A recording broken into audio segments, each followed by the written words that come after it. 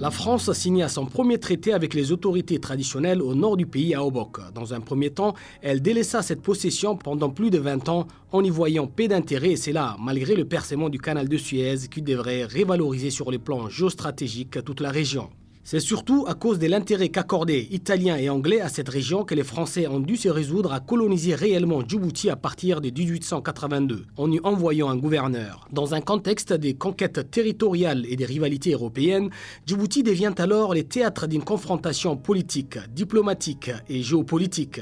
Les Occidentaux s'empressent de signer des traités d'amitié au départ pour légitimer leurs possessions territoriales. Ces derniers ne tiennent pas compte souvent de la valeur juridique, culturelle ou relationnelle aux yeux des sociétés pastorales régies par d'autres formes de gouvernance. Les dizaines de traités signés entre la France et les autorités coutumières locales manifestent ainsi plus d'incompréhension et de tensions. À leur arrivée, les Français savent pourtant que les populations de notre territoire possèdent leur langue, leurs traditions, leurs croyances ainsi que des juridictions différentes, parfois contradictoires avec leur mode de vie et leur monde. Mais ces richesses culturelles sont méprisées par l'arrogance civilisationnelle occidentale qui assimile à des sauvages qu'il faut civiliser en général. La colonisation crée de facto une situation d'imbroglio qui débouche inéluctablement sur des tensions et des hostilités.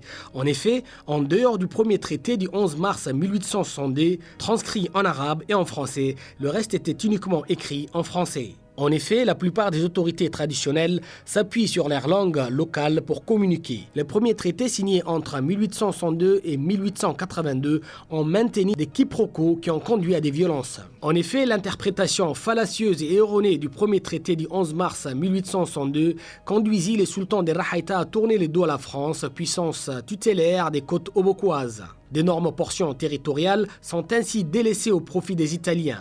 Les sultans ne pouvant concevoir qu'ils auraient octroyé à la France à titre gracieux leurs terres en échange des 10 000 thalers, monnaie de l'époque, comme les prétendait le traité. Dans les faits, le sultan, selon la Mad'a, n'a aucune jurisprudence à pourvoir et à distribuer des terres aux gens, encore moins aux étrangers. Il faut noter que ni les chefs Issa ni les sultans de Gobaad ne maîtrisent les français et encore moins l'arabe. Pour pallier à ces manques, on s'appuie sur des interprètes locaux issus des villes portières et engagés par les colons. Les droits coutumiers ne fonctionnent pas de la même manière que les droits modernes, importés et imposés depuis la métropole. Ici, les Français pour les cas de Djibouti. Les terres ne peuvent être vendues, elles sont partagées. Au contraire, elles peuvent permettre aux autres communautés de cohabiter avec les deux communautés vivant en République de Djibouti. Ces différents traités, bien qu'ils soient fondamentaux dans la construction, l'extension et l'évolution territoriale, ont eu des conséquences définitives et irréversibles sur les tracés frontaliers de Djibouti dans son intérieur et par rapport à leurs voisins. Cependant, ces traités signés avec l'empire colonial sont non seulement ambigus, mais accentuent et renforcent l'assujettissement et l'aliénation des portions des territoires sous autorité des différents sultans et des lougas et manifeste textuellement la perte des souverainetés de ces chefferies traditionnelles considérées à leur arrivée comme des suzerains indépendants avec lesquels on pouvait et devrait traiter d'égal à égal. Les deux traités de Corambado, signés respectivement avec les sultans de Gobaad le 14 décembre 1894 et les chefs Issa le 26 mars 1885, manifestent tout simplement qu'ils ne sont pas compris par leurs signataires, dans la mesure où ces derniers ne comprennent que peu de choses aux terminologies et lexiques sur lesquelles se basent les colonisateurs. Comme l'emploi des termes tels que cession, propriété ou encore donation, il n'est pas question d'attribuer des terres dans la culture nomade car la terre est sacrée, d'autant plus qu'elle est une propriété inviolable et inaliénable. En faisant signer ces traités, l'un des objectifs du colonisateur est d'utiliser ces documents comme acte de propriété auprès des autres puissances coloniales. Les chefferies se rendront compte très vite de la confiscation de leur indépendance politique et économique.